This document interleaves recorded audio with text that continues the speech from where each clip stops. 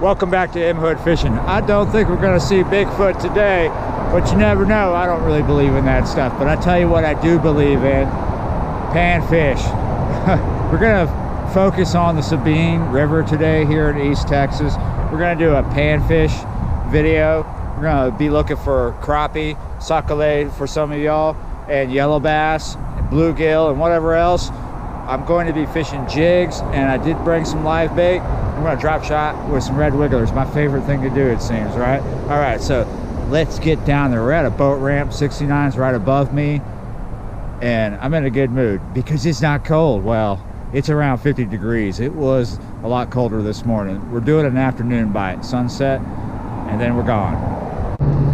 All right, here we are down at the end of the boat ramp. As you can see, in this area, the Sabine River is not very wide and almost has no flow. There's just a little bit of flow. It's not strong, and as you can tell, it is muddy. It's not quite chocolate milk, but it is dang near close, isn't it?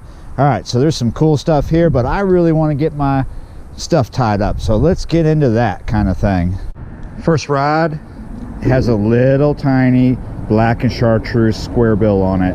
Not the smallest crankbait I brought out today, but it is the one we're going to start because this water is dirty.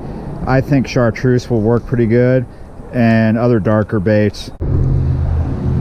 All right, the rod that I'm jigging with, I'm using an avocado chartreuse crappie skirt on a 1/16 ounce jig head.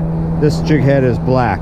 This is the real, it's a Quantum. This is the one that I greased with Vaseline earlier, and it's a little better sounding than it was in the video, but I think there's a bearing problem, but it's getting better the more I work with it. All right, my third rod is another ultralight. It's one of my 5-footers. This has got 6-pound test on it. We're going to use an /6 Aberdeen hook. You see that right there, with a small piece of red wiggler that just about covers the whole hook, and we're only using 1/16 ounce of weight. I'm going to drop shot this. I've already tried it here, just didn't show you because it's just me snagging. I've discovered that this spot, and by the way, I'm in a different spot. I moved out from under the bridge. There's a lot of mud hut bird nests that just produce a lot of stuff you don't want to get hit in the eye with. So here and all through here, it's very woody, very snaggy, but also that means there's going to be fish.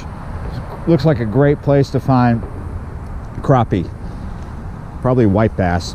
This river is famous for its white bass, but not so much here. Well, not right now, but I guarantee you there's sand bass in here.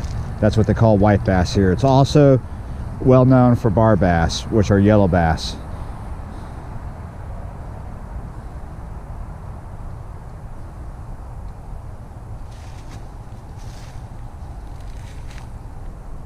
All the spots that I'm fishing right now are pretty much like this. Pretty steep bank. You got to be careful where you step. Don't step on any pecans or anything, or you'll go rolling out into the water. I've decided to go ahead and start jigging, but I still have the drop shot line out. It's just in this bush. It's over here to the left. I want to start throwing this jig at the timber out there. There's quite a bit of it going that way and that way. We have access to this, and there's some that I saw down this way that we could get to, but first we want to focus on this. Looks like our current might be picking up.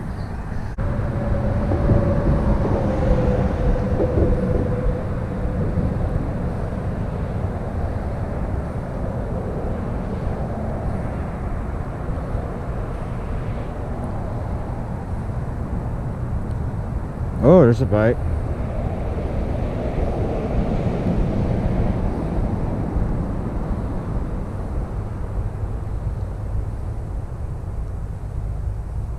Here we go. Oh yeah. Oh, got off. We're right down in there.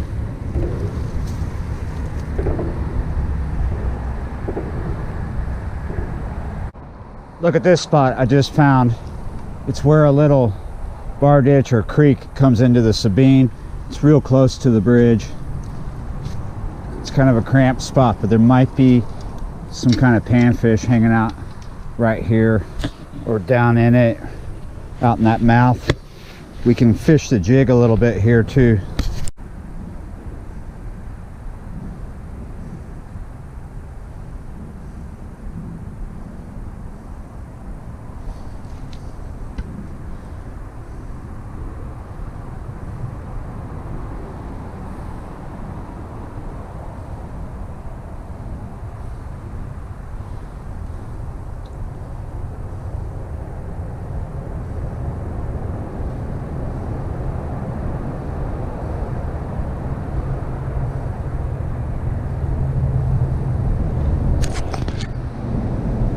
Oh yes, finally, here we go.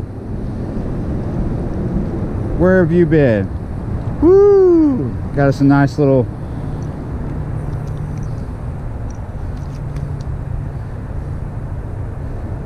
gill. Really light colored. I'm gonna keep a couple of these gills to use for bait for catfish, hopefully tomorrow. Oh, I had a bite. Maybe I could just stand here and fish for the rest of the afternoon. Oh, there's some fish down in here, man.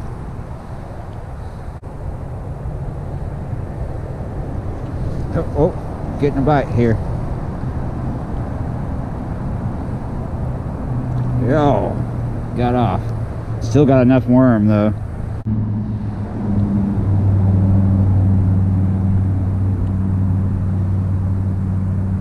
Here we go. Ooh. I would like one bigger, but I don't need a lot for tomorrow. These are really pale looking gills.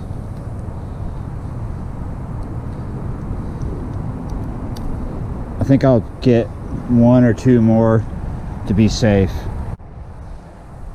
As soon as I get one or two more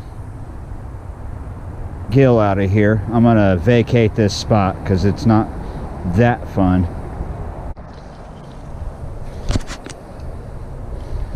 Nice. It's a little better.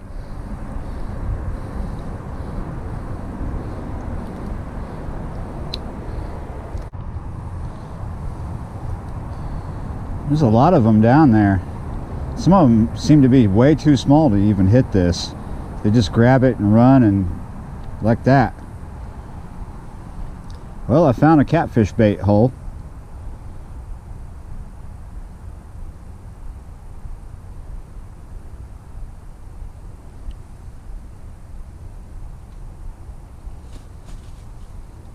Oh, I'm just gonna set this down and let them have it. Whoa. All right, that's 4 pieces. This one's a little better. I want to show you something now before we leave this spot to try something else. If you remember, these were coming out really pale. Here's one that's been out a good while. You see the difference? The longer they're out of the water, the darker they become. They look more like gill now. Before, you could barely see that black spot on their fin. That's one way to identify that it is definitely a bluegill, and they are legal to fish with here. Now this one is the one I just pulled out, and it is still really pale. Now we got 4, and that's good because we're going to use small baits tomorrow. All right, so we're going to go to another spot, hopefully one that's still got a little bit of sunshine. It's cooling down. Some of y'all been asking me personally if I did in fact move back to Texas, and the answer is yes. I miss navigating through woods full of thorns. That's what Texas is like. Everything's got thorns on it. Plus, me and my dad have been planning this for a while. We're ready to hang out and fish and do stuff together. So that's what's up. I'm back home. The thing about this part of Texas, if you stick to the mud, it'll definitely stick to you. There's some sticky mud here, and it's also a cockerbarrel party. Lots and lots of burdock burrs around here. I'm covered in them. I think I'm gonna call it. It's getting pretty close to 6. I have 30 minutes to fish, and I probably will fish that 30 minutes, but I don't expect much. Like I said, we've had a lot of cold weather, cold nights right before this, and it rained last night. It wasn't super cold this morning. It was around 30 something, and now it's dropping back down into the 40s. It did get up to like 51, 52. So at least I got some catfish bait to struggle with tomorrow. Though tomorrow will be about maybe 3 to 4 degrees warmer. So something to look forward to, 3 to 4 degrees. Like, share, comment, subscribe, all that wonderful stuff. Love you for it, and I will see you next time.